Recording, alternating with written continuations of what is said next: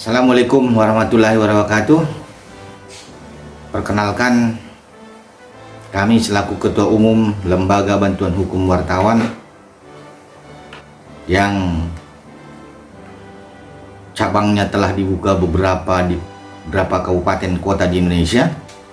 Pada kesempatan ini kami mau berbagi dengan rekan-rekan pengurus cabang LBH wartawan yang ada di Indonesia terkait materi jual beli rumah yang masih KPR di bawah tangan. Perlu teman-teman ketahui, fenomena jual beli rumah KPR, kredit pemilikan rumah, saat ini sangat banyak terjadi, di mana debitur pertama yang membuat perikatan dengan pihak bank tidak mampu ataupun berbisnis sehingga menjualkan rumah yang sudah dia peroleh secara kredit kepada masyarakat yang membutuhkan. Banyak juga berpendapat bahwa untuk mendapatkan rumah KPR, kalau mulai dari tahap awal, prosesnya sangat panjang. Sebagian publik menilai mereka tidak perlu berpanjang-panjang, lalu dia beli rumah yang masih proses KPR kepada debitur tangan pertama tadi hanya di bawah tangan. Pengertian di bawah tangan dalam konteks ini, jual beli di atas kertas lalu pakai materai tanpa melalui proses notaris yang benar. Di pihak lain, apakah jual beli atau take over atau oper alih kredit tersebut dibenarkan secara hukum? Kalau kami melihat dari sisi kacamata hukum, hal tersebut dibenarkan saja, sah-sah saja. Sebab jelas dalam aturan menurut ketentuan pasal 1457 Kitab Undang-Undang Hukum Perdata bahwa jual beli ditegaskan sebagai suatu perjanjian dengan mana pihak yang satu mengikatkan dirinya untuk menyerahkan suatu kebendaan dan pihak lain untuk membayar harga yang telah dijanjikan.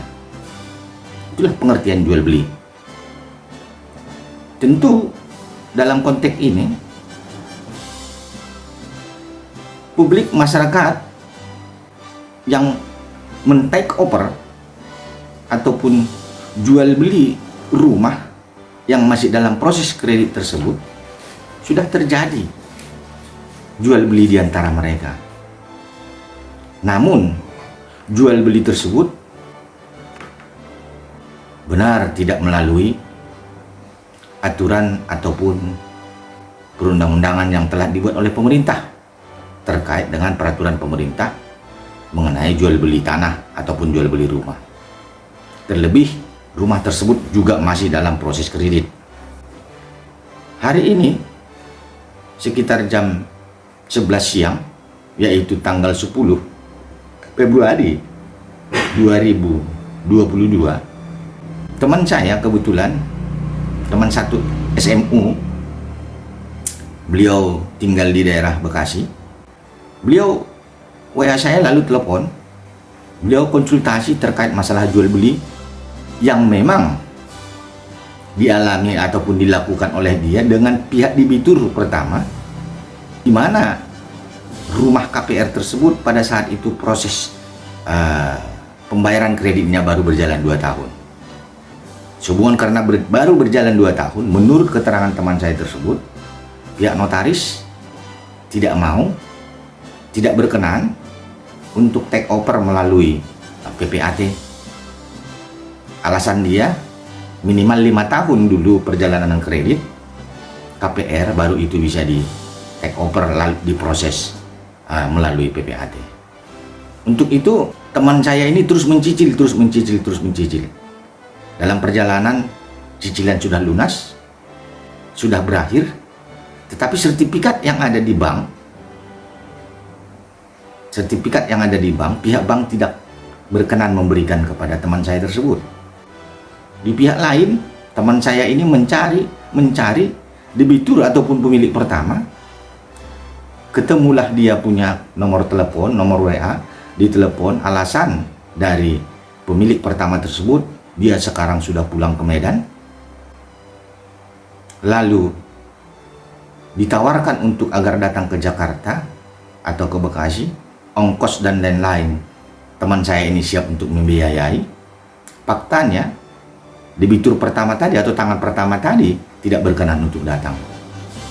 Tentu bagi orang-orang yang tidak mengerti hukum, hal ini menjadi permasalahan bagi dirinya. Padahal dari sisi kacamata hukum, sebagaimana pasal 1457 tadi sudah kami jelaskan, bahwa di antara teman saya tersebut telah terjadi jual beli dengan debitur pertama tadi, walaupun jual beli itu di atas kertas pakai materai. Tentu bagaimana solusinya? Itu yang ditanyakan oleh teman saya tersebut. Saya sampaikan bahwa langkah pertama, debitur pertama wajib disomasi, wajib ditegur. Isi tegurannya, isi somasinya agar bersama-sama dengan teman saya ini pergi ke bank mengambil sertifikat tersebut. Tembusan daripada somasi tersebut disampaikan ke pihak bank. Tembusan itu juga boleh juga disampaikan ke pihak BPN. Apabila somasi pertama, kedua, dan ketiga tidak diindahkan oleh debitur pertama tadi, maka langkah hukum berikutnya bisa dilakukan gugatan ke pengadilan negeri setempat di mana domisili, di mana tempat rumah atau tanah tersebut yang dia beli, yang dia KPR-kan tersebut. Digugat. Pengertian digugat dalam konteks ini, kita uraikan jual beli yang sudah dilakukan. Kita uraikan pembayaran cicilan-cicilan sudah sekian tahun kita lakukan. Kita uraikan bahwa pada saat sudah lunas ternyata pihak bank tidak memberikan sertifikat tersebut. Alasan pihak bank karena tidak ada surat kuasa dari debitur pertama. Lalu yang kedua, harus surat kuasa, harus debitur pertama yang mengambil sertifikat tersebut. Di pihak lain, debitur pertama tidak berkenan untuk datang sama sekali, bertemu sama sekali dengan teman saya ini juga tidak berkenan. Gugatan tersebut kita gugat debitur pertama, tergugat dua yaitu pihak bank, turut tergugat yaitu Badan Pertanahan setempat. Berangkat dari hal tersebut, uraikan dalam posita kronologis, lalu apa yang diminta dalam petitumnya, yaitu agar debitur pertama atau tergugat menyerahkan sertifikat tersebut kepada penggugat, yaitu teman saya ini. Lalu meminta juga kepada hakim agar tergugat dua menyerahkan sertifikat tersebut kepada penggugat atau teman saya.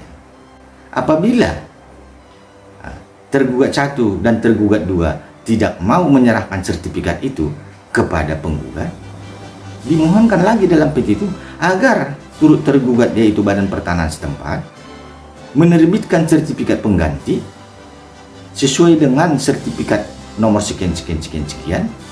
Namun sertifikat nomor sekian yang saat ini dipegang atau ditahan oleh tergugat dua, nomor sertifikat sekian tahun sekian dianggap tidak berlaku lagi. Itulah yang diminta dalam petitum. Artinya memang butuh proses panjang penyelesaian permasalahan hukum yang seperti ini.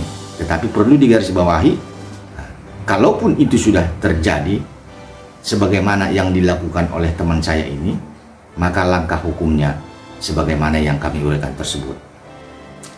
Untuk itu, teman-teman pengurus cabang LBH, wartawan dimanapun berada, ketika pemohon bantuan hukum mengalami permasalahan sebagaimana yang kami sampaikan melalui pembahasan materi kali ini, teman-teman sudah bisa menyimpulkan, membuat satu pemikiran, langkah hukum apakah yang harus dilakukan oleh pemohon bantuan hukum tersebut. Untuk sementara, itu saja yang bisa kami sampaikan. Kami berharap teman-teman terus memberikan bantuan hukum kepada masyarakat yang tidak mampu. Jangan pernah lelah, jangan pernah capek. Kami yakin ketika teman-teman bekerja sesuai dengan harapan publik, harapan masyarakat, rezeki pasti akan datang dengan sendirinya. Demikian yang bisa kami sampaikan. Sehat dan sukses buat teman-teman semua. Hidup Lembaga Bantuan Hukum, wartawan. Assalamualaikum warahmatullahi wabarakatuh.